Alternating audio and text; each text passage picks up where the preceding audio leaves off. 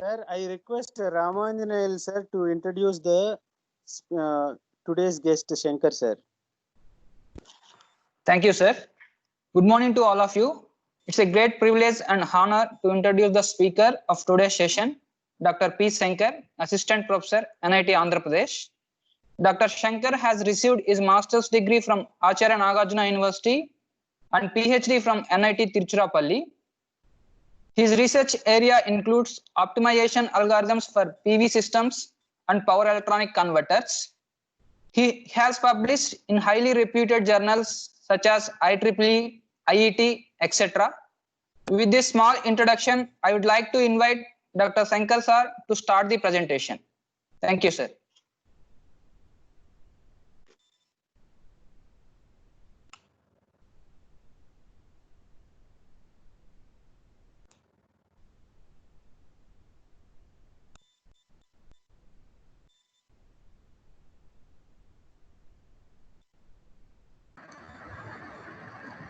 Hello, is it audible?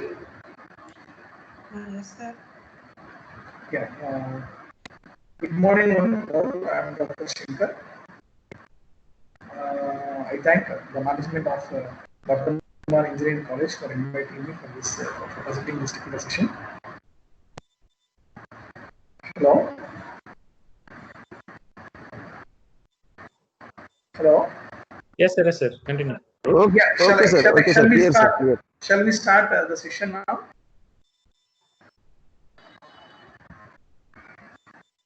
Yes, sir. Yes. Okay.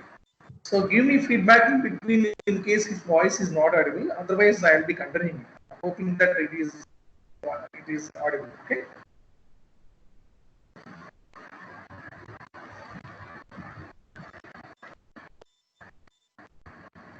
Okay. Let me introduce you like fundamental approach of DC-DC converters for PV system applications.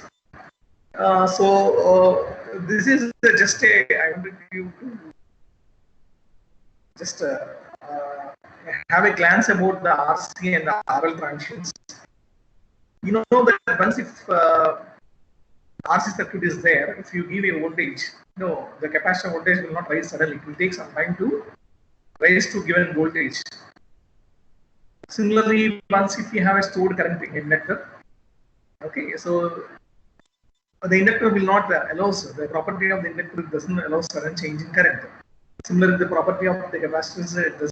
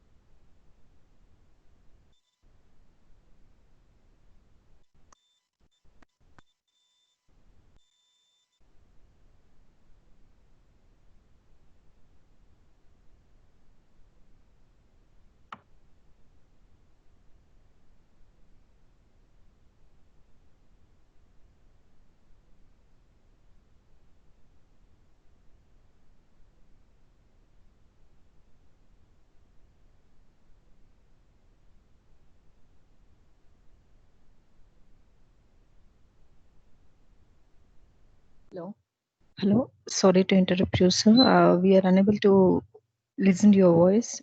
It's not hearing. Excuse me, sir. Voice is not audible, sir.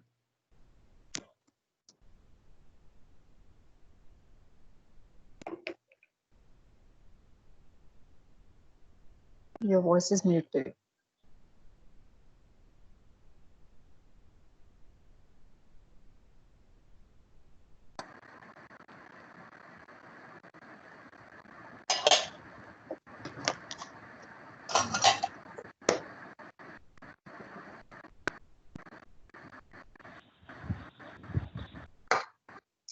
Okay, is it audible now?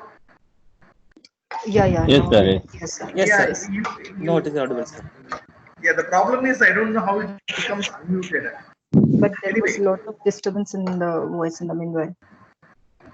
okay. Okay, others please unmute yourself. Okay.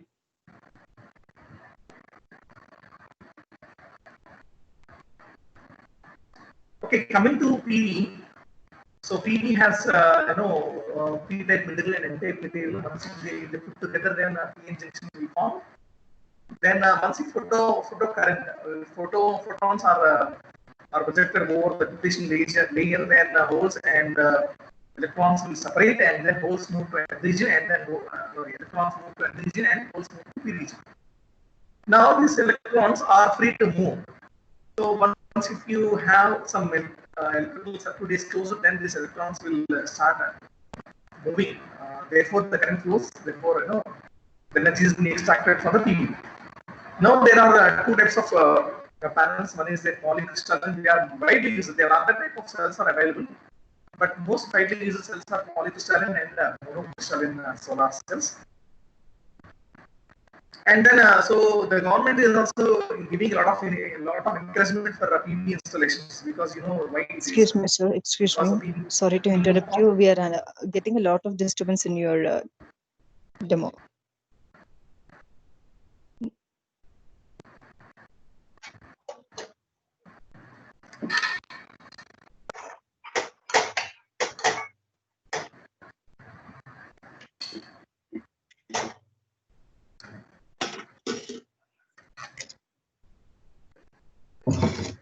Hello. Yeah, now it's Is clear. it okay now? Yeah, now it's fine. Okay. So government is also giving a lot of incentives for encouraging even rooftop panels also. As you know, PV panels are having advantage over other type of renewable energy system. They are a clean form of energy. It is static in nature. Therefore, like the reliability is more for PV systems. Like you could see that the amount of PV installations in Bangla, Rajasthan, say the PV capacity is 2025, and then Shaktispana, there are 2050 megawatts. Now this is a PV model. PV model, every time once if you want to explore its physical behavior, then we used to model the PV based on the physical parameters. Then we used to simulate in MATLAB or any computation tool for identifying like various parameters, electricity parameters. So for the given input. So if you see the PV panel is used to represent with a photocurrent IPH. IPH is nothing but photocurrent, and then this is a diode. This is a single diode equivalent of PV model. Of course, there are some other models also available, two model method, but this is computationally simple and it is close to the real PV characteristics. That's why we prefer, or many researchers prefer, the single diode model of solar cell. This photocurrent, and this is a diode current, and this is a parallel branch RSH, which represents the recombination of a solar cell. And as you are aware that the solar cell has some fingers, some bus bars to collect the current from the cells. These fingers and this DC bus bars do have some resistance. In order to represent that resistance, we include the RS component. Now, so applying KCL at this node, here you will get this equation, like IPV is our point of interest. IPV is equal to IPH, photocurrent minus diode current. Diode current is given by N0 into exponential VPV, or V at V across the diode divided by eta VT minus 1 minus VPV plus RS IPV divided by RSH, where this current is shunt recombination current, RS shunt current. So here the voltage is VPV plus IPV into RS. So from that you can find this current.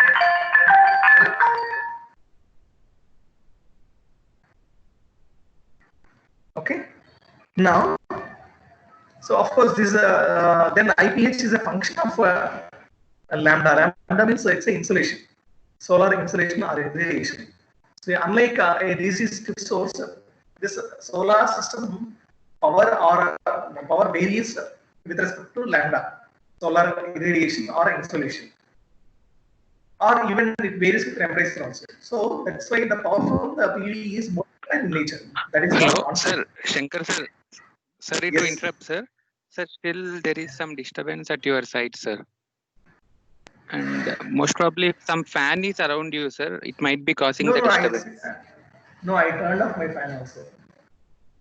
Okay, okay. Okay, sir. Now it's okay, sir. But while you are presenting, no, we are hearing some unwanted noises in between. Yes, Sir, sir. probably you're in So, a while very completely far closed room. Sir, probably you're in a completely closed Yeah, room, which is causing some echo. No. Actually, very far and some construction work is going on. Okay. Hello. I don't know how to handle Okay. this situation. Oh. Hello. Shall we proceed? Yes. Yes, sir. Yes, sir.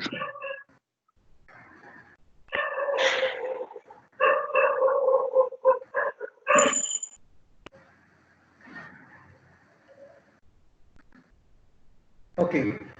Coming to the characteristics.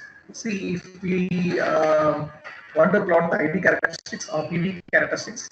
So from this model, so we have to build this model. So any software, maybe any software. Once if you use these equations, then you can able to build the PV model. So once depends upon the requirement whether we need higher voltage or higher current. So we need to connect the panels either in series or parallel. So here, if you connect the panels in series, you see when the panels are connected in series, the voltage is anything. You already aware this is the fundamental. If the two sources are connected in parallel, then current will be aiding. If the two sources connected in series, then the voltage will be aiding. So here, if you want to get more voltage, then the panels will be connected in series. If you want to get more current, the panels will be connected in parallel. You could see this is a parallel combination. This is a single PV panel, the PV panel IV characteristics. Once if two panels are connected in parallel, this is modified or total IV characteristics of the complete array. And if they connected in series, this is the IV characteristics of the complete array. So the group of cells together we call as PV module, group of modules together we call as PV array. Now it depends upon the requirement of current and voltage, we used to connect either in parallel or series. Now I just shown you a typical PV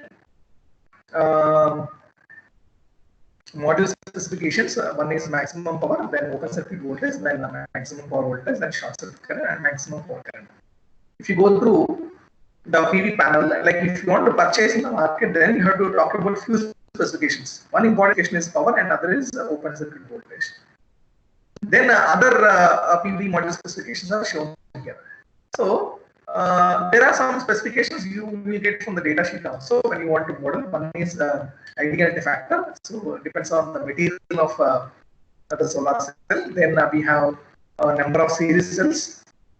Then you have the slope at the open circuit voltage at the standard insulation. So these are some important parameters when you want to model any PV cell. So which will be identified from data sheet of the PV panel, of the PV panel. Now coming to previously I have shown you these specifications. If I take 6 panels, right, the 6 panels are together, the shape is like this. Power versus voltage curve is like this. The current versus voltage curve is like this. Now let me dig into FTP. Let me discuss about the DC converters. You see. As I told you, with the change in insulation, the power from the PV varies, and similarly with the change in temperature, the power from the PV varies. So first here, take this PV curve. This PV curve has a peak value close to 120 watts. You see, this PV curve is close to 120 watts, whereas once insulation is reduced to 200 watts per meter square, here the insulation is 1000 watts per meter square, but here the insulation is 200 watts per meter square. 200 watts per meter square. Here, the PV panel is able to deliver a maximum power of 20 watts. It is able to deliver a maximum power of 20 watts. And you see the operating point. In case of G is equal to 1, that is 1000 watts per meter square. Okay, the location of the peak power is close to 106 volts. The location of the peak power is close to 106 volts, whereas in case of G is equal to 0.2, the location of PV power is close to 86 or 82 or 83. So what I want you to understand was, once if the insulation is changing, then operating point has to be shifted accordingly. So here, if you want to track the maximum power, then it is 83. So this should be 83. That means operating point should be 83. For example, previously the G is equal to 1 and it is being changed to 0 is equal to 0.2. So previously the operating point is 106 volts. Now if you are not adjusting the operating point, then G is equal to 0.2, we are not able to track any power from the PV. You see the power is 0. So you have to adjust the operating point to 83 to get a maximum power of 20. So this is very important to understand why we are using MPPT. The operating point of the PV system always has to be adjusted when the temperature and insulation is varied. So this is about insulation. Now coming to temperature, you see the temperature, the peak point is here. When the temperature increases, the power decreases a little bit. You see, when the temperature increases to 50, the power is now changed from 120 to some around close to 110. And another observation you must made is here the operating point is close to something around 90. It is close to 90 or 95, but the maximum power at T is equal to 25 degrees centigrade. The black curve is around at 106. So whether there is a change in temperature or whether there is a change in insulation, in both cases we need to change the operating point in order to extract the maximum power from the PV. That's why we are or the solar cells always equipped with MPPT trackers. Now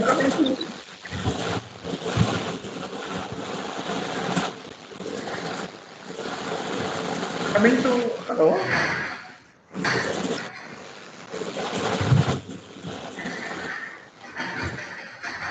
Hello.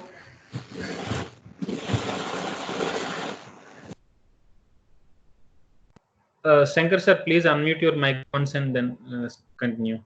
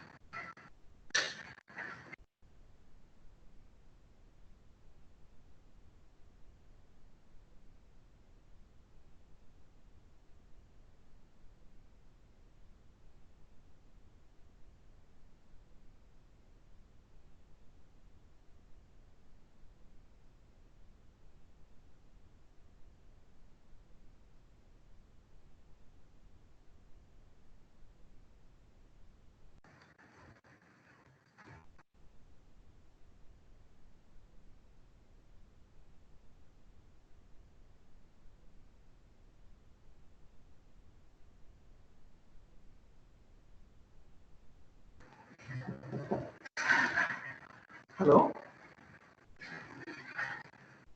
Hello. Yes, sir, please continue. Hello. Yeah.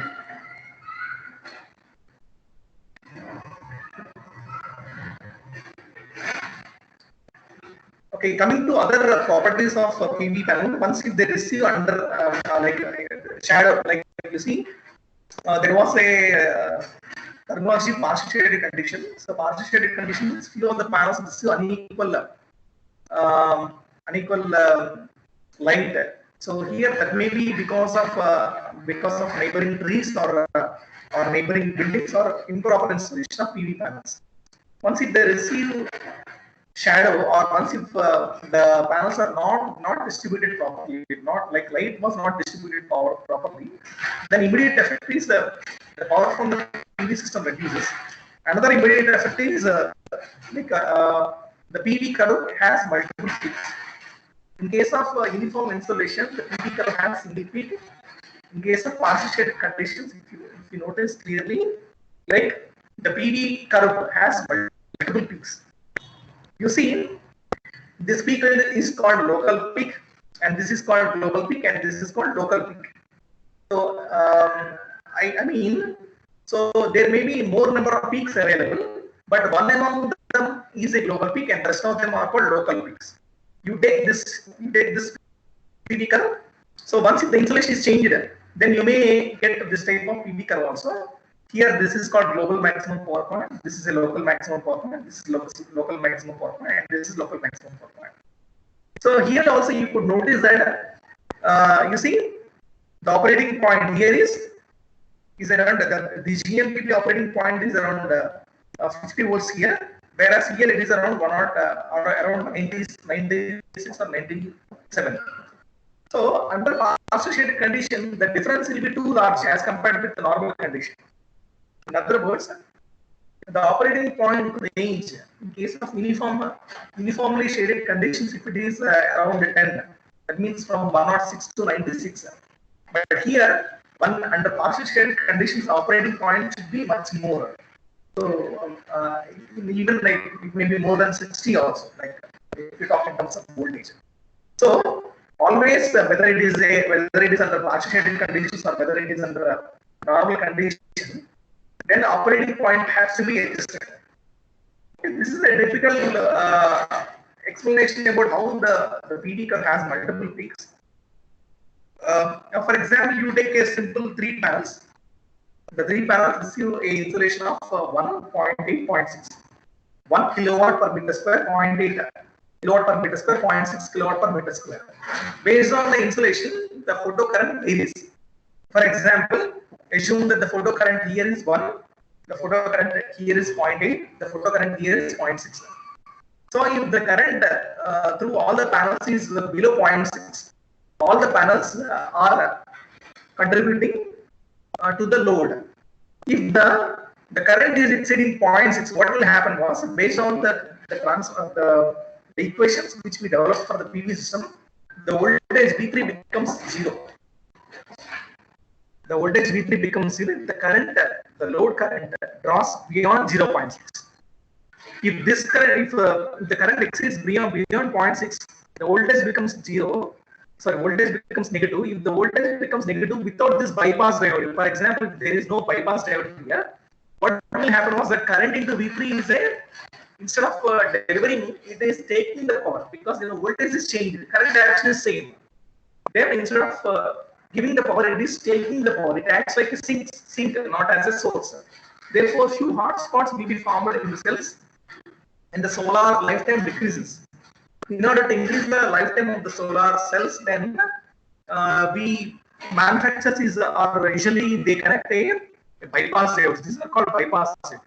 So what will happen was, once the voltage is negative, this the voltage across diode becomes forward, like the diode becomes forward bias. Once the voltage is negative, then it starts conducting. That means once if 0 to 0.6, so this is serving the load beyond 0.6. If I is equal to 0.6, beyond 0.6, so this is not serving, it is bypassing. It is like the diode is bypassing the current. Then, so from 0.6 to 0.8, like these two will be in picture. Beyond 0.8, then the voltage V2 becomes negative. The voltage V2 becomes negative. Then the diode becomes forward bias. Then diode starts conducting. So that is how we will get a PV characteristic curve like this. Up to this point, the voltage is like first panel will be there, third panel will be short out, and the second panel will be removed. Like that, if you draw the IV characteristic curve, then you get a multiple peaks. So if you represent in terms of power versus voltage. As I told you, so either in case of uniform shaded conditions or either in case of partial shaded conditions, always we have to change the operating point. So how do we change the operating point? For example, you take a resistance. And you connect the resistance across the PV array. Now, depends upon insulation. Okay, the resistance at the peak value of the power is varying. In other words, here, if you want to track this 120 watts at G is equal to 1, you may require one resistance. At G is equal to 0.8, you may require other resistance value. So the solar panel across resistance has to be varied all the time with respect to change in insulation and change in irradiation to operate at this point. In other words, you take a simple solar panel if it is open circuited. If it is open circuited, at which point we are operating, here we are operating. This is the operating point we are doing. But like we are not able to track any power when it is open circuited.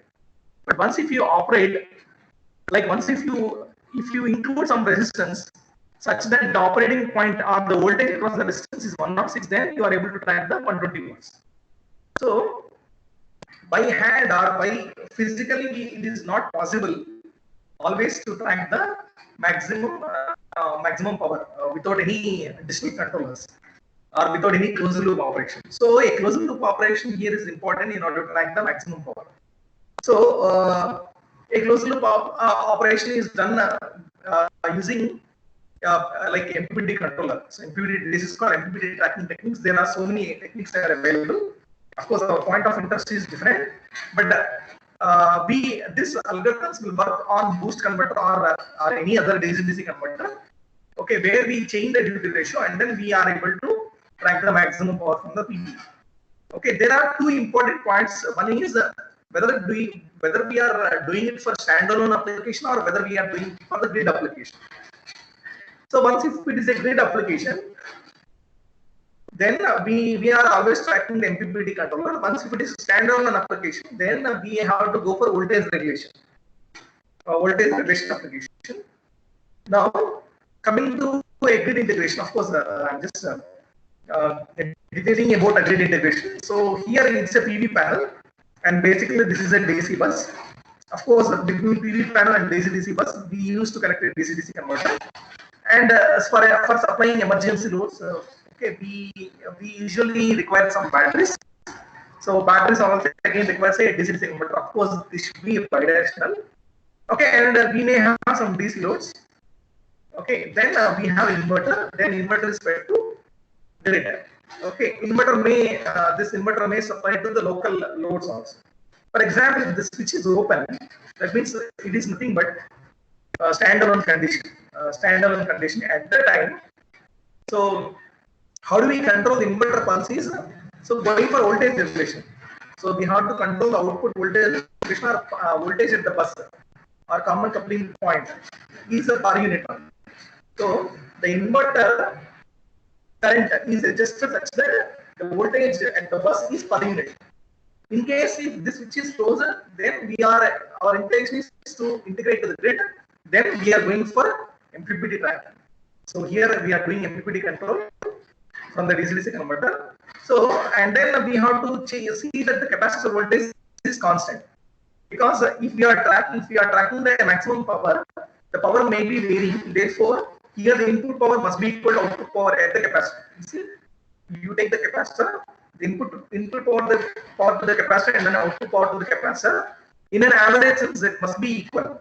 Otherwise, 1/C IDT action will not maintain constant. Otherwise, ampere second balance will not take constant. Then the capacitor voltage changes. But for inverter fed, or it is like a voltage source inverter, then the capacitor voltage must be maintained constant. So here we control the current so that we maintain the voltage across the capacitor constant. So both the cases. One case we are doing for voltage regulation. In the other case, we are doing for MPPT tracking. Now, so our point of interest is the fundamentals of DC-DC converter. So I am going to DC-DC converters now. Hello. Now you see a voltage source 10 volts. Now you take a voltage source of 10 volts. Now I require 2 volts. Okay, actually our requirement is 2 volts across one load. This is a load. This is a load. I require 2 volts. But previously, what we used to do was without the semiconductor devices. Previous days, we used to vary the voltage across the load by including some resistance or rheostat. So by adjusting the rheostat value, then I can vary the output voltage, right? Either 2 volts or 5 volts. For example, you know, if I require 1 volt, then here is a 9 volts drop, here is 1 volt. If I require 2 volts, then here it is 8 volts drop, here it is 2 volts. Now, if it is 8 volts, if the rheostat voltage drop is 8 volts, then the power loss in the rheostat is I into 8. I into 8. So it is inefficient method. Once if the voltage requirement is lesser, it becomes more inefficient. So rheostat based voltage control method is the inefficient method. Therefore, so people has worked on the DC converters. Hello. Hello. Yes, sir, you're audible. Please continue. Okay. Okay. Then later you could see that a dual regulated power supplies in laboratories, where you see that the transistors are used, and the backside there was a big heat sinks. The reason is, the transistor they operate in active region. The transistor they operate in active region. Like this voltage, how we will get the voltage, required voltage? For example, if this voltage is 10 volts, the intended voltage is 5 volts, then we adjust the base current of the transistor to get the voltage across the transistor equal to 5 volts. But here we operate in active region. Now this the voltage V is the function of this current. But if you see the voltage direction, like voltage drop, it is exactly like a resistance. The current into 5 volts is basically loss in the transistor. Again, in order to dissipate that loss, we need big heat sensor. Okay. Now you see one important observation you have to make is here the 5 volts is constant. 5 volts is constant. Okay, but the drawback here is it's an inefficient method. It's an inefficient method. Then instead of operating this transistor in active region, people started operating in the saturation and cutoff region. So what will happen was, you see this transistor, once if it operates in saturation and cutoff region. Saturation means closed circuit, cutoff means open circuit. So you take this is the input power, the red line is the input power. Okay, input power. Now if the switch is closed, the resistance sees the input voltage. The resistance sees the input voltage. You see, the resistance sees the input voltage. That means I am drawing for the output voltage with respect to time. So once if the switch is closed, the output voltage is equal to input voltage. Now the switch is open. If the switch is open, the output voltage is 0. So for some time we are closing the switch. For some time we are opening the switch. Now how much voltage we want depends on time and off time. So if you want more voltage, then on time should be more. So here if you take T on is equal to T off, that means on time is equal to off time. Then if you see, once the switch is closed, then you have output voltage equal to input voltage. Once the switch is open, the output voltage is equal to 0. If you take the average value, you will get a 5 volts output. Okay, but here you could see ideally this transistor is operating in either saturation region or cutoff region. That means closed region or open circuit region.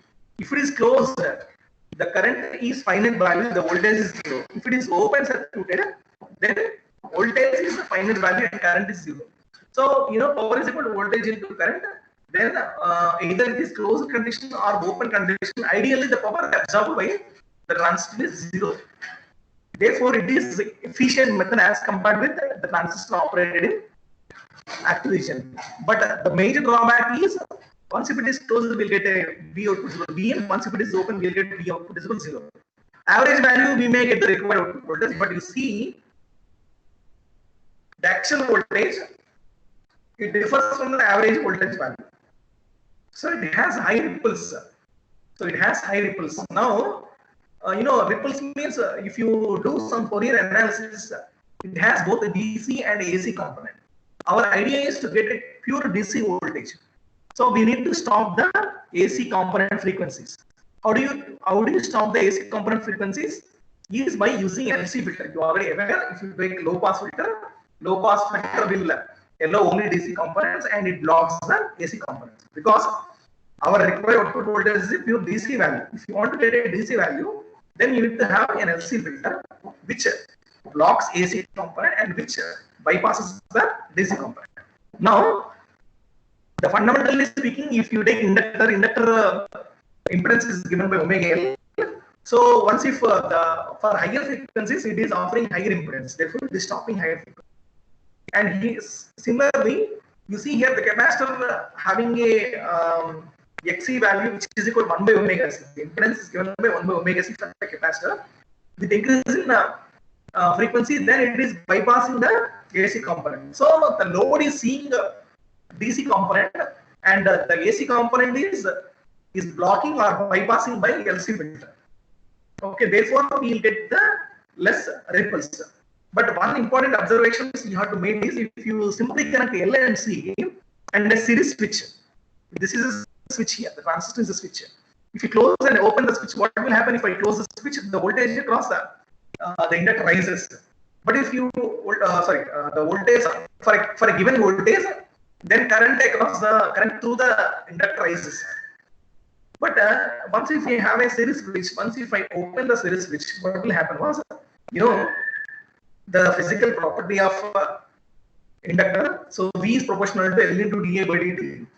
Okay, if you have more change in current, dA by dt value, if it is more, okay, because if you are opening the switch means we are making the current equal to 0 with a very small time. In a very small time, we are making the current equal to 0. That means dA by dt is very high. Therefore, huge voltage will be applied across the inductor, that is reflected on the semiconductor device. Therefore, the semiconductor device will get damaged. So, in order to avoid that, then we have to provide some freewheeling path. Okay, so we have to provide some freewheeling path. Therefore, we connected diode. Okay, we connected diode which allows the inductor to discharge once if the switch is turned off. Okay, so this is called buck converter. Why it is called buck converter? Because so based on the duty ratio, the average voltage across the output can be varied. So the output voltage equation is given by V0 is equal to D into Vin, which is derived by taking the voltage second balance across inductor over a time period. Okay, that part will be discussed further when we are discussing about the DC boost converter. Coming to other DC-DC converter, this is a typical DC-DC boost converter. See, the principle of working is like this. In case of transformer, step-up transformer and step-down transformer. For a step-down transformer, okay, the current will be less compared to input current, and that is why the voltage will be more, because if you take in terms of transformer equation, input-output power equation is given by V in the IN, which is equal to V out I out if it is lossless transformer. Similarly, for a DC-DC converter also, if it is lossless, then V1 I1 must be equal to V2 I2. That means input voltage into input current must be equal to output voltage into output current. So, in the previous case, for reducing the voltage, we are doing voltage buck operation. But here we have to, in order to increase the voltage, we have to do current buck operation. That means if you reduce the current, then voltage will be increased. That's the fundamental working principle of a boost converter. So you have a current source. You can take like this. You have a current source. How do you buck the current? So in order to buck the current, how do we do? You take a current source. You have a switch and you have a resistance. So if you want to get an average current is equal to 5 amperes. So the idea is to get an average current is equal to 5 amperes. When the input is 10 amperes. Okay, because our intention is to buck the current. Then what we are supposed to do is you close the switch for half time and open the switch for half time. So if you close the switch, okay, the current through this resistance is 0, because the current flow through the lowest path of resistance. If the switch is closed, the entire 10 amperes will be flowing through the resistance. If you open the switch, then 10 amperes is flowing through the resistance. So if you close, if you on for some time and you off for some time, if turn on time is equal to turn off time, then you will get an average current is equal to 5 amperes. So this is 10 amperes. If the switch is open, then 10 amperes is flowing to the load. The switch is closed, then 0 amperes will be flowing. So in an average sense, the current is 5 amperes. But again, our required voltage profile or current profile must be constant. In order to get a constant, then we need some other components. So, ideally speaking, there is in the external world, we'll get a current source by taking a voltage source and inductor, a large value of inductor in series. So if you take a large value of inductor, then you can emulate like a current source. Now, you see this this like voltage source and current voltage source and inductor, so forms like a current source. Now, we already included, because we need a DC component, we need to connect a capacitor to avoid the AC frequencies. In order to do that, what we do was we connect a capacitor. But here you see, because the capacitor is a voltage shift element, so we should not keep a switch in parallel with the switch, because once the switch is closed, the voltage across the capacitor will be shorted. So in order to avoid that shorting, we have to connect a diode, because diode between switch and the capacitor, because you see the switch is stopping the capacitor to discharge in the other direction. The switch is stopping the capacitor to discharge in the other direction. Therefore, so once the switch is closed, okay, the current will be flowing like this. Once the switch is open, the capacitor and inductor will be discharging to the load. So there are 2 points here. One is in case of boost converter, once the capacitor is there, once if the switch is connected, then we should connect a diode here to stop the discharging of the capacitor. Or as I told you, we should not connect a parallel switch across the capacitor. Similarly, we should not connect a series switch across the inductor. Of course, when we discuss about the ZCS and ZBS, then so we use some underdamping case, and then we use a series switch and parallel switch across the inductor and capacitor separately. But conventionally, or more often, so switch and inductor should not be connected in series, and capacitor and the switch should not be connected in parallel. Okay, this is a working of DC boost converter. Now coming to the working of buck boost converter. Buck boost converter. You see, this is a buck converter. This is a buck converter, and this is a boost converter. This is a buck boost converter. This is a buck boost converter. Buck converter, boost converter, buck boost converter. Now I am talking buck boost converter in terms of buck converter and boost converter. Now let me see how it works. You see, once the switch is open, okay, once the switch is open, and here also switch is open, you see these 2 of them are similar. This switch is open, means I just am deleting here, and this also I am deleting. You see, both of them are similar. Of course, you just don't bother about the polarities, but you see the inductor, capacitor, and resistance are in parallel. Inductor, capacitor, and resistance are in parallel. So in the off condition, the buck boost converter is similar to off condition of the buck converter. Okay, in on condition, you see, in on condition of boost converter, you take a boost converter. Okay, in on condition of a boost converter, and then we take on condition of boost converter. Okay, you see both on condition of boost converter. You see this inductor. You see this is off. The capacitor is supplying to the load. The capacitor is supplying to the load here also. This is closed. This will be open circuited. If this is open circuited, capacitor will be charging. Capacitor is discharging to the load. Here, if this is closing, this is reverse biased. Capacitor is discharging to the load, and inductor is charging by the source. Here also inductor is charging by the source.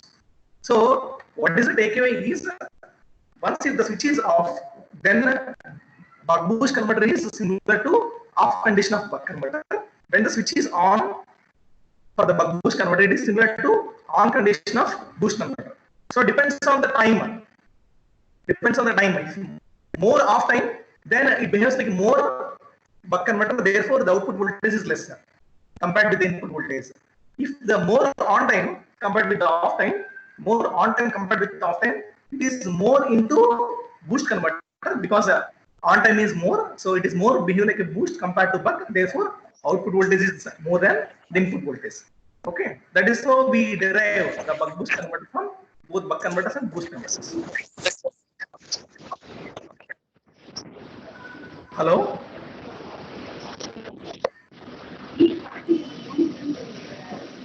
Hello.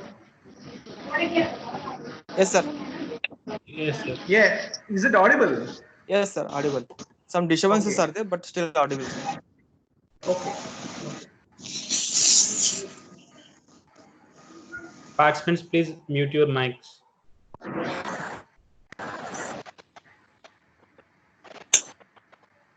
That is how no, it was derived. The buck boost and the boost converter was evolved. Now coming to on-state equation and off-state equations, okay, and then derivation of the voltage across inductor. So over a period of time, we take voltage second balanced equation. So that means what we do was we take voltage across the capacitor, and then we find the average voltage across the inductor, which is equal to dVin plus 1 minus d into Vin minus V out. So from that we will get V output is equal to Vin by V1 minus d. This is the derivation. So across the inductor, like we have to take the average voltage second balance. That means if it is on, what is the voltage across inductor? Like you see here, if the switch is closed for dt time, the voltage across inductor is Vin. If the switch is open for 1 minus dt time, the voltage across inductor is Vin minus V out. So we will do like this: d into Vin plus 1 minus d into Vin. Average voltage second balance if we do, then we'll get voltage across the inductor, which is equal to Vin by 1 minus d. Okay. Now coming to another important point. So as I told you previously, that resistance of the PV panel is varied with respect to insulation. That means if the insulation is changing, then resistance to be incorporated to maximum power should be varied. Okay, so here you take a PV, and this is a solar cell. Solar cell has this is here we have a source. Here we connected as a PV panel. Like this is a here we connected a PV panel, and this is a boost converter, and this is a load resistance.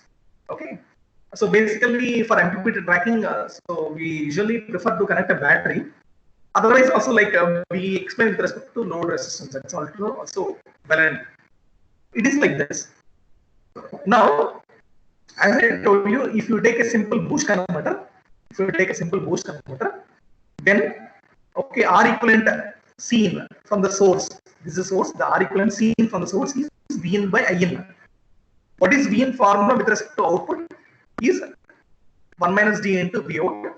In formula is I out by 1 minus d. You know, if you assume that V in In is equal to V out I out, then you'll get In is equal to I out by 1 minus d.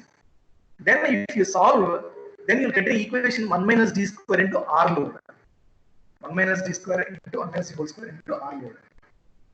So what I can do was, if I change the value of duty ratio, because load resistance is constant value only. If I change the value of duty ratio, I can change the value of the effective resistance seen by the PV panel.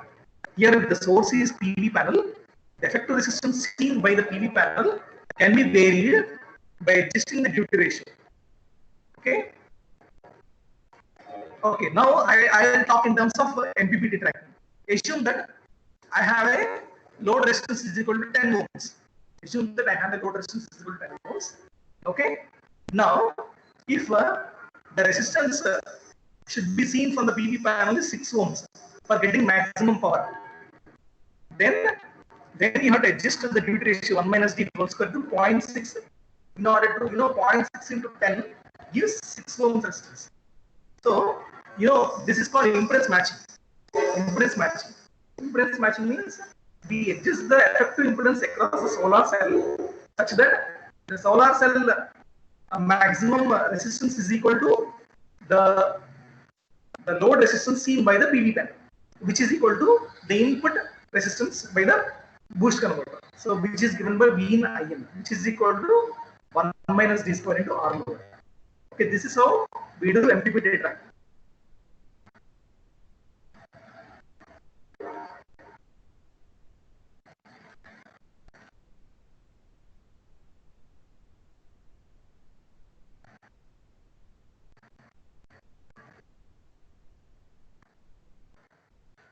Now you see conventional MPPT controllers.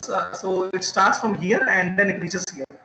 It was like this. First, initially we have one operating point and we measure the power. Then we change the operating point, or we move the operating point. For example, if it is around, if initially the voltage is 120, then we change the operating point to 125. For example, if you move to 125, you see, assume this is the power. New power is less than old power, therefore we move to other direction. So previously we changed from 120 to 125. Now you have to decrease because the new power is less than old power. You have to decrease. If you decrease, assume that it is 115. If it is 115, you have to check the new power. If the new power is greater than old power, then it should go. Okay, like that, this some algorithms like Petabend observe method algorithms will adjust the duty ratio of the DC-DC converter such that we are tracking the maximum power from the PV system. Okay, but the drawback here is, you see, the conventional algorithms, it starts 1 point and success to maximum peak. But it is illiterate about the global, whether the peak is global peak or local peak. For one PV pattern, okay, the conventional PV algorithms or Petabend observe methods will track to a local peak. For some other PV curves, it may track to global peak. So we can conclude like this: the normal or conventional techniques may track to local maximum peak, or it doesn't guarantee it. It gives gives global convergence all the time. Okay, so few techniques are available in the literature. Of course, that's not a point of interest. A few techniques like quantum form algorithms. Other algorithms are also available in the literature. Now, coming to the drawbacks, there are various drawbacks in the conventional converters. One is they are non-isolated converters. You know, some applications desire isolation between the input and the load. Some galvanic isolation is required for few applications. At that places, we cannot use these conventional converters. And similarly, whatever the converters we discussed, they are hard switching devices. That means once if you open the switch, that means we are opening the switch and then there is a finite value of current. Once if you are closing the switch, there is a current at finite value of voltage. That means, you know, there was a switching losses. In the previous case, whatever we considered was having nonlinear case. But transistors or even semiconductors do have some losses. They are classified into switching losses and conduction losses. Okay, switching losses will be more for hard switching devices. It means once if you are opening the switch, if you make the current equal to 0 when you are opening the switch, that is better. But while finite value of current, we are opening the switch. Therefore, the switch may be subjected to some loss. Okay, that is called hard switching. But if you make the current become 0, or if you make the voltage become 0 when you are closing the switch or when you are opening the switch, then that becomes soft switching. Okay, so this conventional converter having a drawback of hard switching. Whereas, you know, there are some converter topologies, zero current switching, zero voltage switching devices are there. So with that, we can go for soft switching and reduces the switching losses. Then another important thing is the current ripples. You take a boost converter, you take a buck boost converter.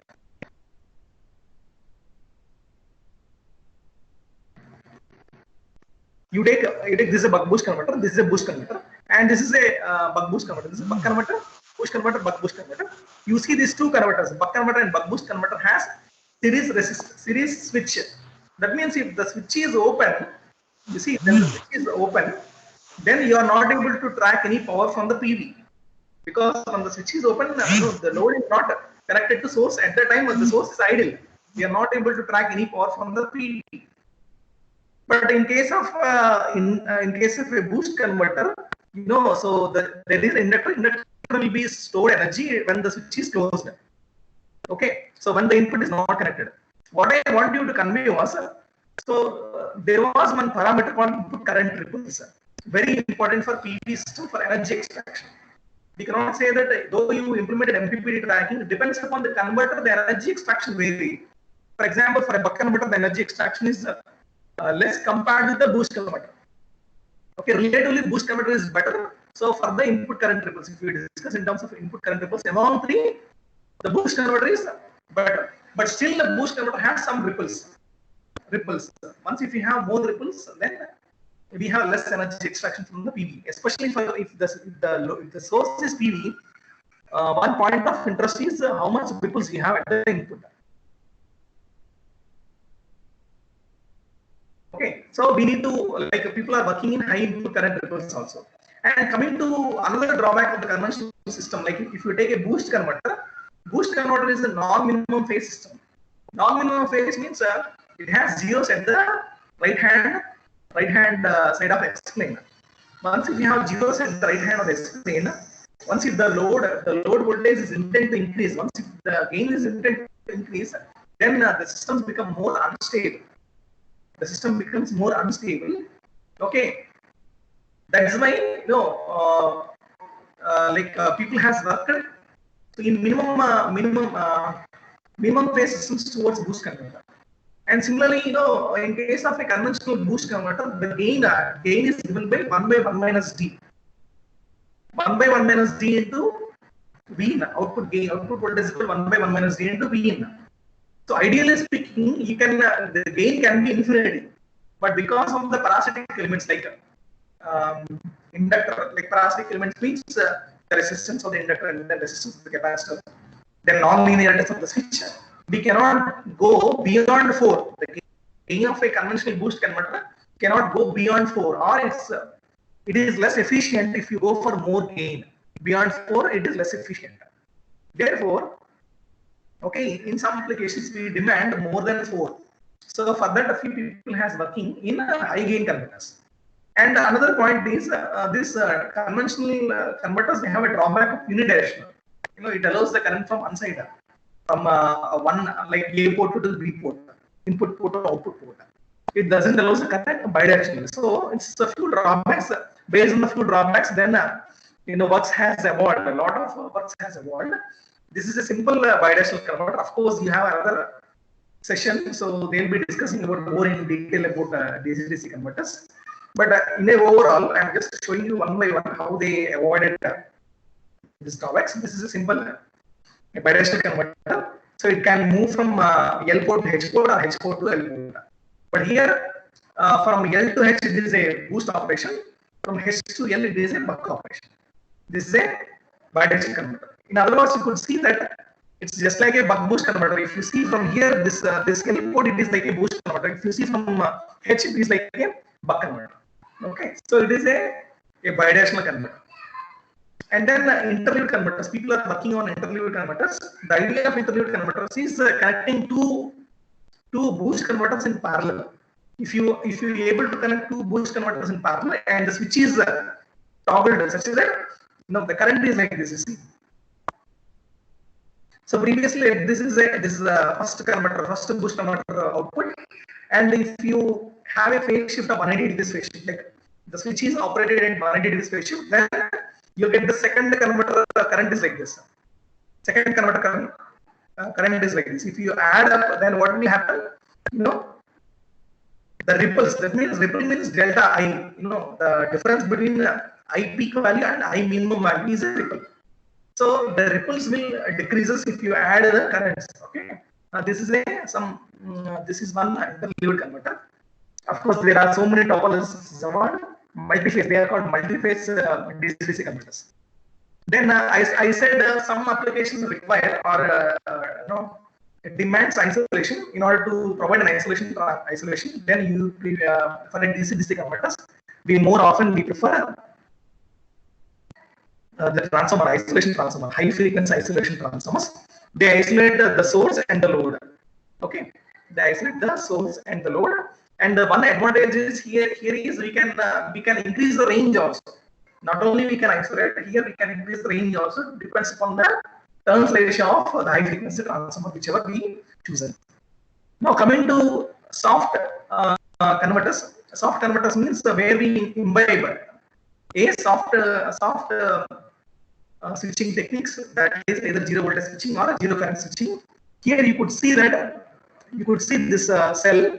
The cell is connected. If the cell is connected here between here, if you connect here, this becomes zero voltage switching. If this is connected here, this becomes zero current switching. Because what we do was we operate in under damped condition. more preferably be operated in underdamped condition. Then if the DC voltage is given in underdamped condition, you get a natural 0 point. At that point, so a natural 0 current point, at that point we open the switch. Therefore, we are opening the switch when the current is 0.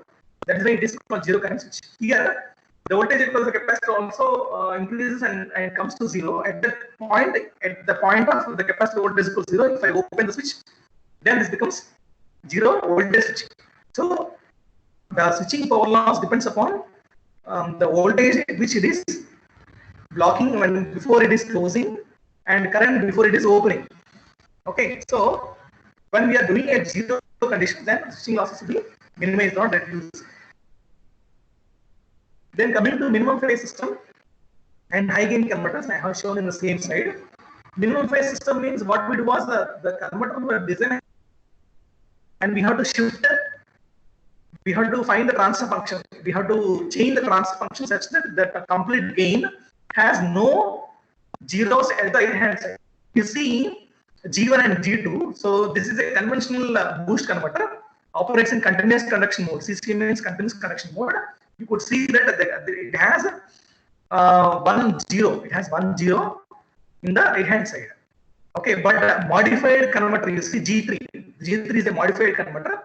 So for the modified converter, okay, it has no poles on the right hand side. What is the important observation you see? The main important points or takeaway points here is, you see, okay, the response you see for G1, the response you see, the response is not good. Okay. In other words, for example, if previously the duty ratio of the DC-DC converter is 0.2, if it is changed to 0.3. Now what will happen was, if the duty ratio increases, the voltage is supposed to increase.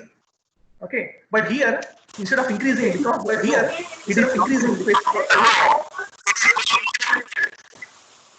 It decreases and increases. That's a problem of non-minimum phase systems. That's it.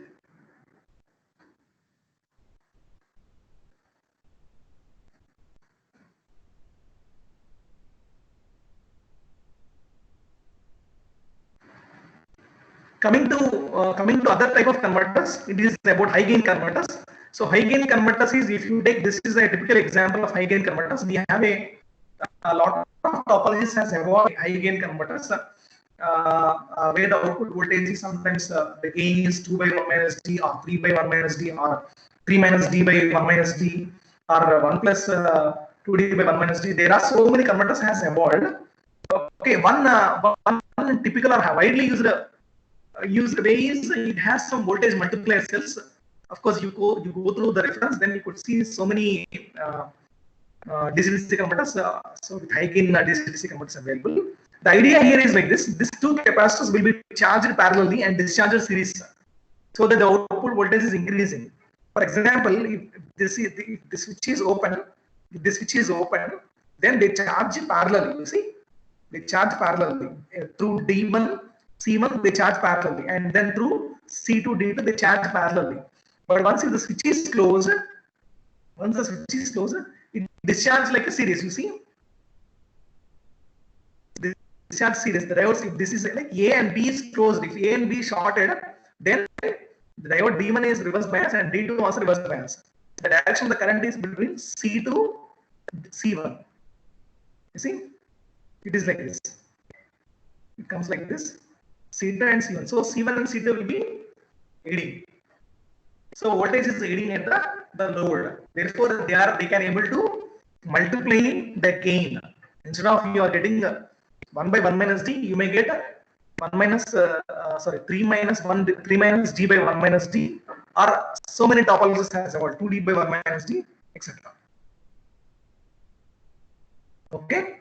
So I'm concluding. So what we discussed was, we discussed about the MPPT tracking. So we discussed about the importance of MPPT tracking for PV systems, and then so we discussed about how the DC-DC converter is able to track the MPPT.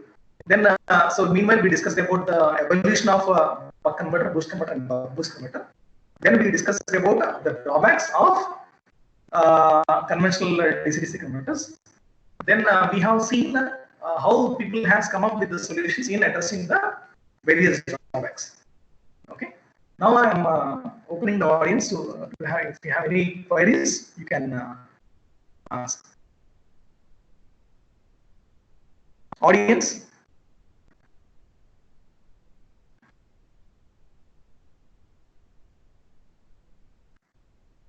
Audience, anybody has any queries, you can request. Now it's a time of discussions.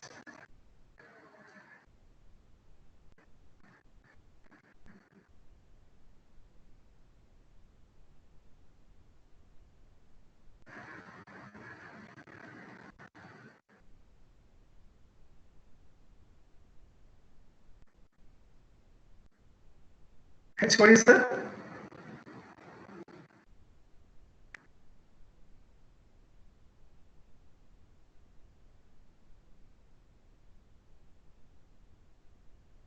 Hello.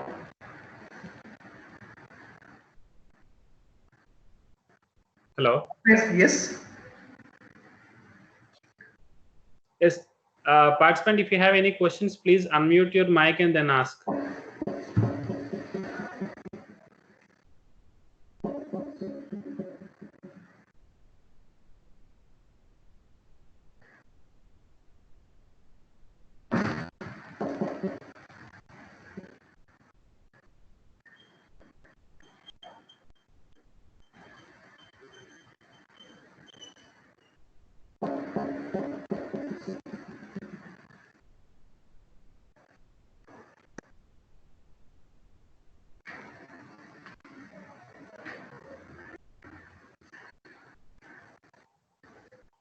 No questions?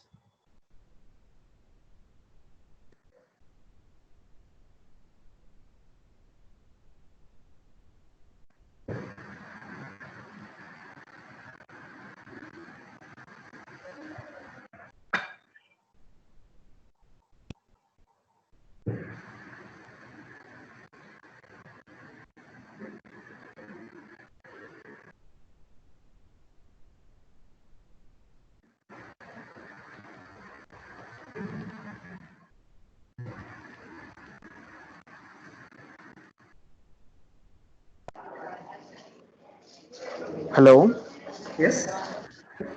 sir. Good morning, sir. Good morning. Sir, this is SNV Brahmareswar Rao, sir. Yes. Sir, actually, I am having a small doubt, sir, regarding a solar Yeah. power system. Okay. Yeah. Sir, Proceed. sir, actually, I have seen a large power system, large solar power system, which is uh, having no MPPT algorithm, sir. Is it possible nowadays without MPPT algorithms we can use large power systems with large higher power capacities? Yeah, it is possible means like we are not operating all the time MPPT. Okay, sir. Sir, actually, in my If you go college, to 270. voltage, hello. Sir, actually, in Yes. my college, 270 kilowatt solar power is available, sir. So, in that, hello, Yes. Yes. Proceed. sir, in that system, I have not seen any MPPT algorithms and any battery storage systems available directly, which is connected to the utility grid, sir.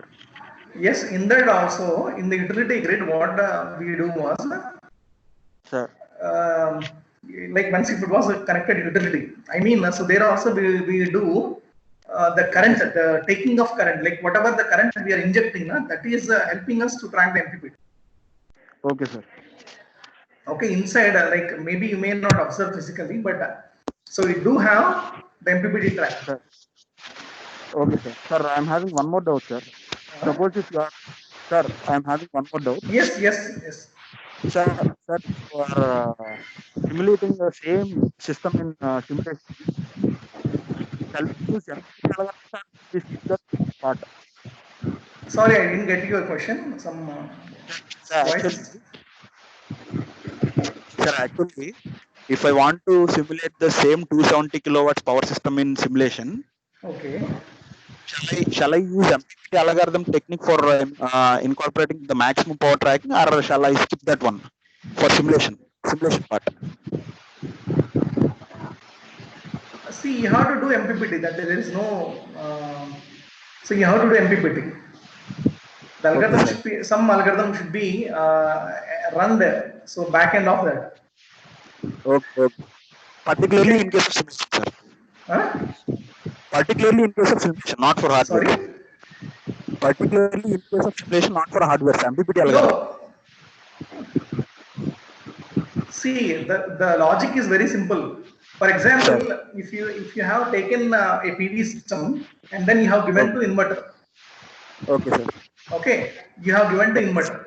So if you have not used any MPPT means how do you control the output voltage? What is that you are doing? You are when you are doing an inverter, once if you are doing a standalone or grid integration, which one you are doing? Okay. Which is your intention?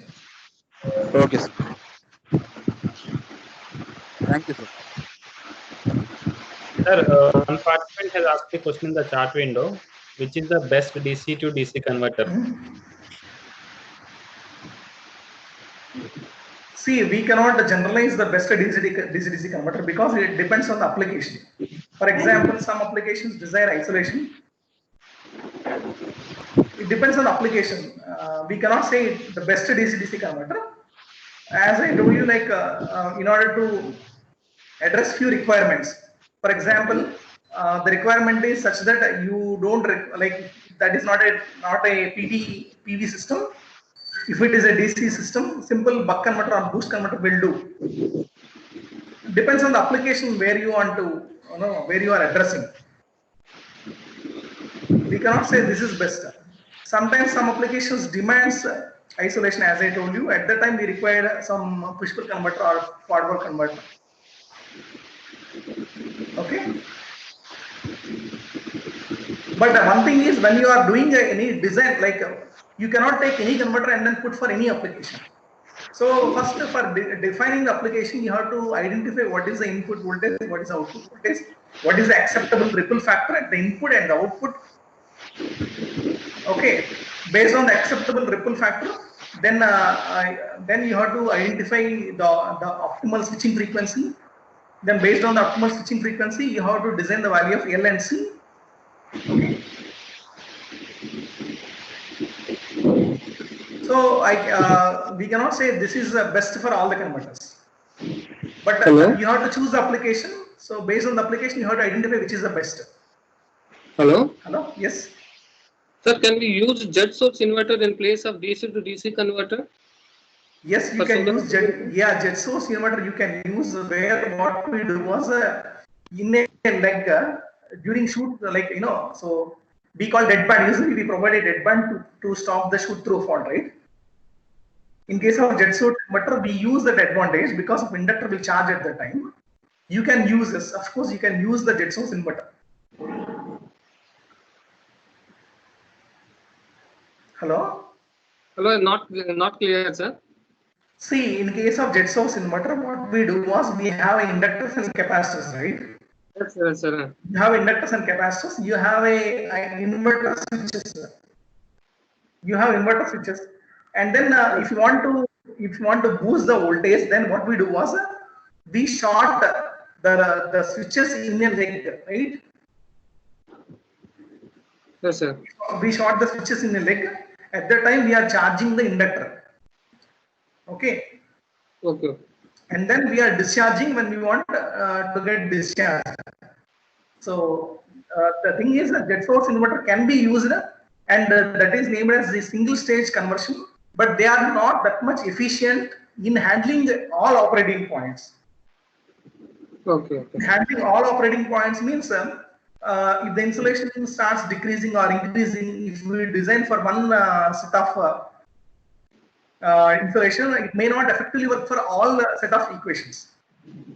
For all the operating conditions, if we have two stages, one is a boost converter or any other DC-DC converter, and later inverter. In between, if you maintain a DC bus constant, okay, that is much more better than using jet source inverter. Of course, people are using jet source inverter also, but that they have some constraints. we can use for limited operation. Okay, sir. Not for whole, that is not efficient for all operating conditions. Okay. Okay. Thank you, sir. Okay.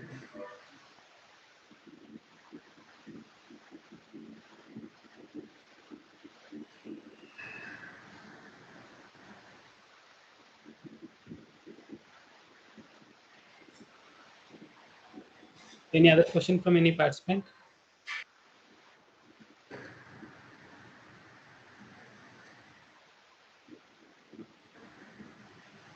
Sir, Okay. one more question, sir. Yes. Sir, what is the voltage range of single solar cell, sir? Single solar cell voltage range. Yes, sir. How can we decide, sir? Single solar voltage operating voltage range depends is given by VOC. Sir? Okay, operating voltage is given by, the single solar cell operating voltage is given by VOC divided by NSC, number of series cells. If you take a PV panel, Yes, sir. if you take a PV panel, they will be given what is the open circuit voltage. Hello? By? Yes, sir. Yes, sir. Open circuit voltage divided by number of series cells. They will be in data sheet, you will be identifying number of series cells also. If you do number of series division with number of cells, then you'll get a single cell voltage. Okay, okay, sir. Thank you, sir. No, I'll supplement here. VOC is generally 0.7 volts per cell. 0.7. 700 Okay. millivolt. Hello? Hello? Hello? Yes, sir. Yes, actually in literature it says from 0.5 to 0.7. It is also Yeah, not now constant. cells, whatever cells are available today, they are having 0.7 Yeah, volts, 700 millivolt. Okay. Yeah, 0.5 to 0.7 it varies. Yeah. But as I told you, like if you want to precisely identify what is the exact solar cell voltage, then you take VOC and then divide by NS, you'll get the exact value. And most of the panels are 20 volts. Yeah, of course. We cannot say that it is 20 volts. There are some other panels which are coming with some different output voltages also. I said most of the panels, commercial panels. Yeah, more. Yeah. Yeah. Any other things?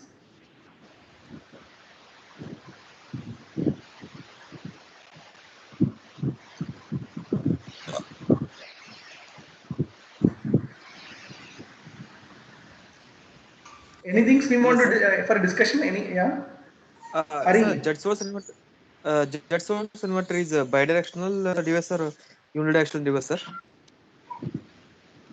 See, there are a few jet source inverters which are bidirectional also. Okay, it depends upon the provision of direction, like whether we have to of course the control algorithm and then converter should be supported for that. So if there is a provision for current to be bidirectional, yes, people are working in bidirectional jet source inverter also, single stage bidirectional converters. People are working. Yes, it is available. Okay, sir. Okay, sir. Thank you.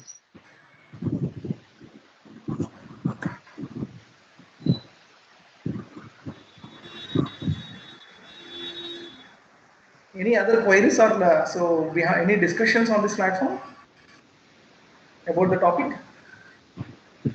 Good morning, everyone. This is Dastagiri. Hello, Shankar sir. Hi, Dastagiri. Yes, I would like to comment on the presentation, and I have some questions as well. Yes.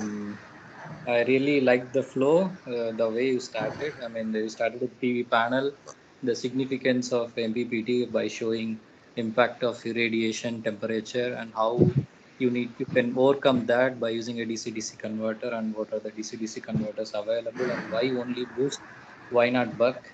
That is well explained. Thanks for that. And my question is, you said something about efficiency versus duty ratio. I mean, the boost ratio. You said above 4, you cannot boost beyond 4 times. Yes, gain value is. Is there any graph showing the duty ratio versus efficiency? No, actually, I have not seen the graph, but I know it is like this. You know, delta I am talking about inductor value, just in terms of physical way of explaining.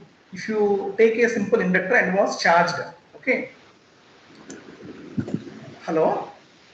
Yeah, I can hear you. You take a specific load, you take a load, you take some R value, you take some resistance value, and then you know, we are supposed to increase the output voltage, because the gain increases means output voltage increases, right?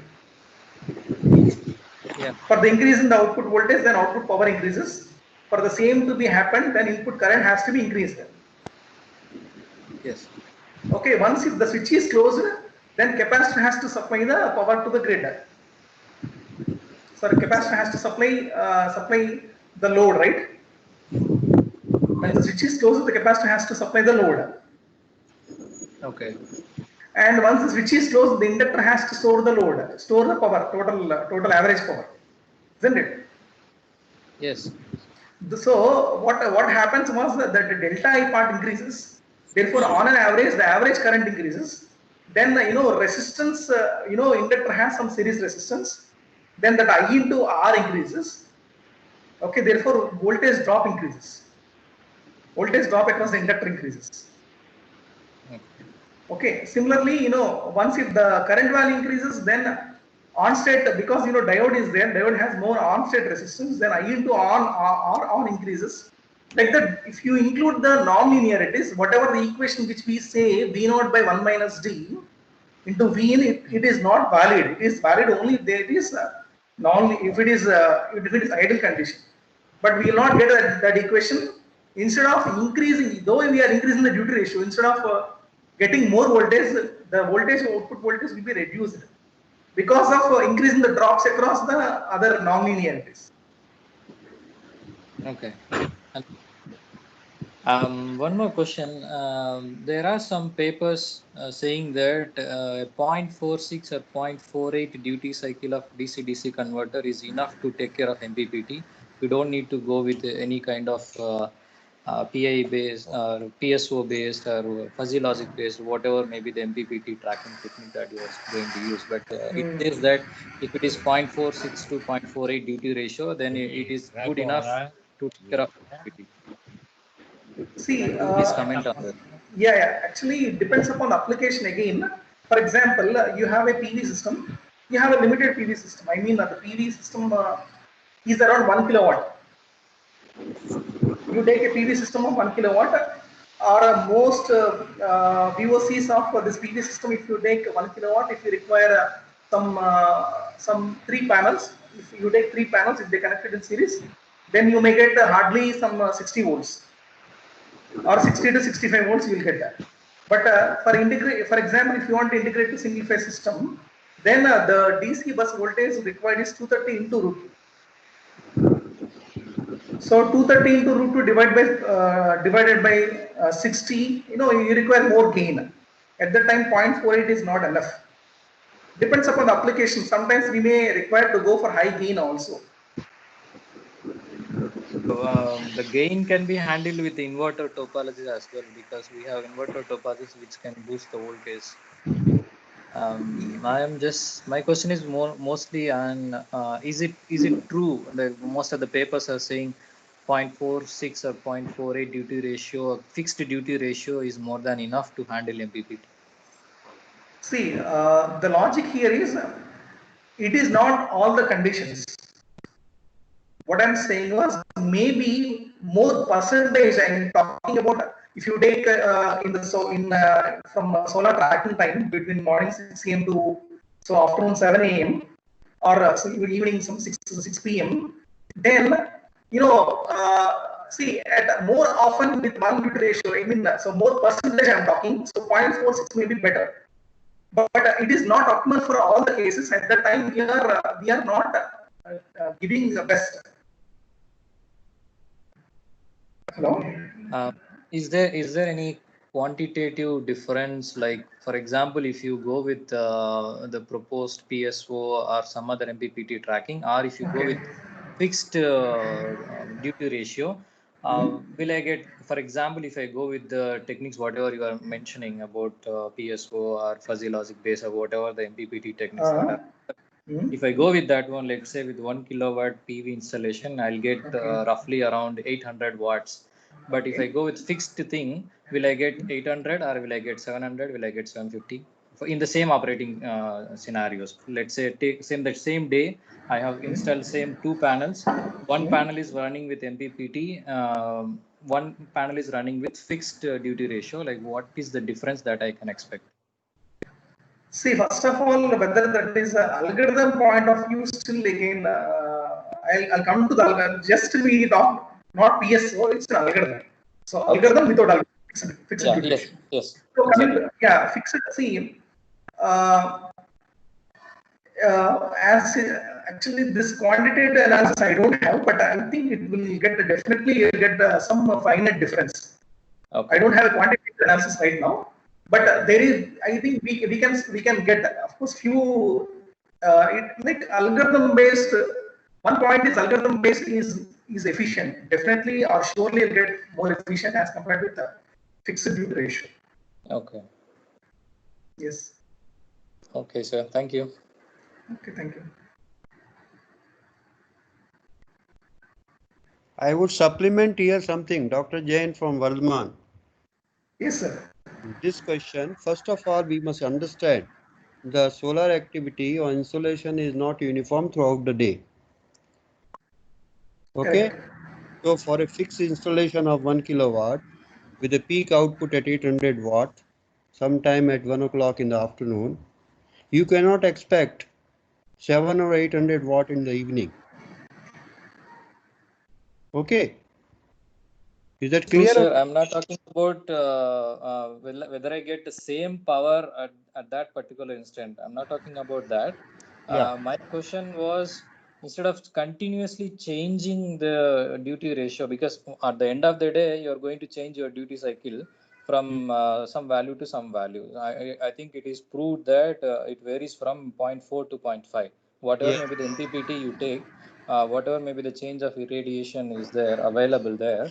Accordingly, most of the time your duty ratio changes from that range, because if you see your PV curve, the peak points will be changing between very small right. range of voltage. Correct. Right. Actually, Very I right. want to add a point here. See the PV point range. You see, maybe I'll show you the curve so that it will be much more clear. As I also discussed previously, also.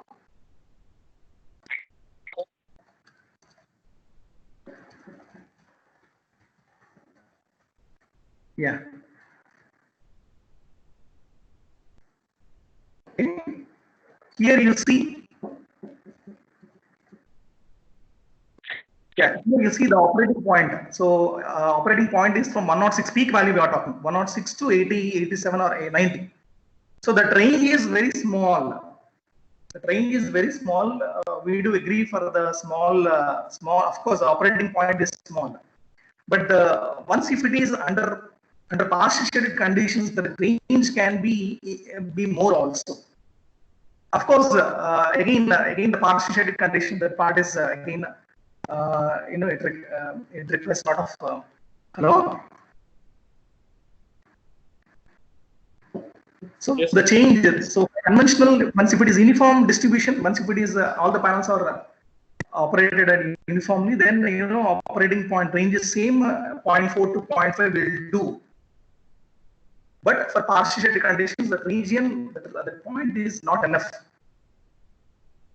Okay, for partial shading condition, if there is a bypass diodes installed with that particular PV panel, then I hope the difference is not much. Of course, what is the contribution of that PV panel, entire PV panel? Or if you're talking about cell, it doesn't make much difference when it comes to PV level. But if it is like panel itself, the whole panel itself is partially shaded when most of the panels are connected in series, then I do agree with you, there is a wide range.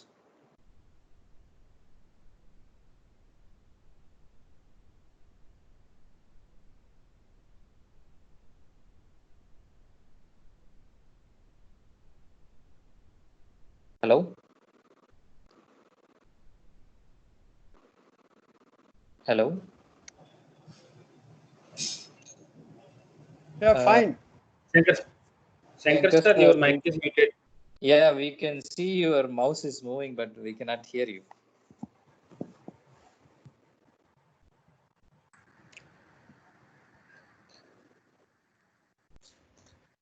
See, this is a typical partial shaded conditions. So here you see the operating point here is around maximum operating point I'm talking about. It is close to 55. It is close to something around 95 or 96. So I mean, depends upon the PV, the partial shaded condition. Also, the operating point varies. Of course, 0.4 and 0.6 is more valid. Yes, sir. Because my concern was if you go with PV plant, like which is commercial plants, not for rooftop, they'll take care of this partial shading. They'll make sure that there is no one particular panel is shaded by something. Yes, of course. Design part also includes it. Yes, in those scenarios, I think 0.45 or 0.46 would be better, right? And moreover, see, the thing is, if you take the PV panels was distributed for a very large area, clouds also come into picture. Yeah. Cloud, yeah, I agree. Effect of clouds also there. So again, so like I'll see again. One more point is this: people has even though there are so many technologies like PSO and all, people are not industry people. They are not interested in implementing that PSO and all. Though like partial shaded, we are talking. So many papers has come. So there are some other parts also are of interest. One is about the reliability. See, for example, I cannot change the duty ratio because in a PSO or some other optimization algorithms, we change the duty ratio, very randomly in order to identify the GMP. That may affect, we have discussed about, change in the input power. It may affect the stability of the grid also. So, that's why people still it's under research stage still, I believe. Okay, it takes some time to come into smoothing of this algorithms. Hello? Yes, sir. I totally agree with you. Any other?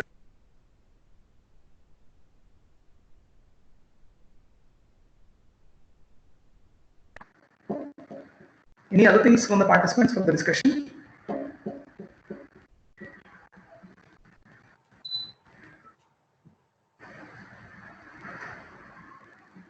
Dr. Kiran? Sir, Dr. Kiran sir is not here. He got disconnected because he need to attend another interview. Another meeting. We can conclude. I think there's no question. If there are no more queries, we can conclude. Yes, sir. Shankar sir, this is Dr. Harish speaking on behalf of Dr. Kiran Kumar sir. Thank you very much, sir, for enlightening the participants on the topic of DC-DC converters. I also thank all the participants for listening to him patiently. For the next sessions, I promise you that we will take care of all the technical issues. So we will test it in advance. And a feedback link will be shared to you soon. We request all the participants to give the feedback.